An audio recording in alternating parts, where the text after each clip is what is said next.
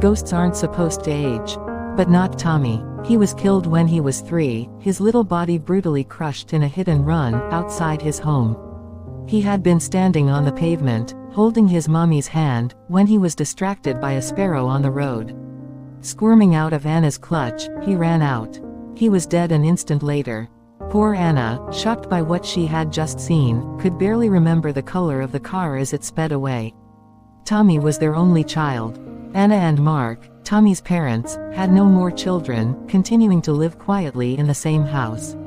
And Tommy's spirit still played on the street, sometimes on his red tricycle, sometimes kicking a red ball with Scooby-Doo on it. He seemed harmless enough, only wanting to be close to his home and parents. He never went inside. It was only after a couple of years, people realized that Tommy was getting older. Mary and a couple of the other neighbors tried to talk to Anna, but Anna looked blank, as if she hardly understood who Tommy was. By the time Tommy would have been 10, it was a common sight on that street, a boy pedaling furiously on a tricycle with his knees bent up to his ears. Mary brought it up at a local meeting. She was Anna and Mark's next-door neighbor, with 3 kids of her own. Something has to be done. The boy is growing bigger every day. Someone will get hurt. The others looked at her politely, and nothing was done. Years passed. Tommy was becoming a man, a young handsome man with a shock of bright hair and a fierce smile, pedaling around chasing sparrows on the road outside their house.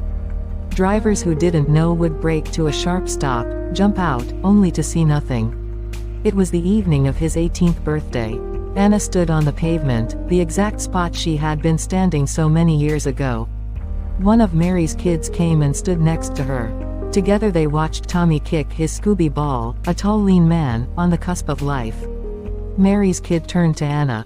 "I saw you. You pushed him. And it was his dad's car." Anna gasped. She had been waiting for this moment for someone to tell her what they had done. Tommy stopped kicking the ball, and looked at his mom. Fire burned in his eyes, the sunlight set his hair on fire. He smiled that fierce toddler smile, crooked on a young man. Anna shook her head. "I couldn't be a mom.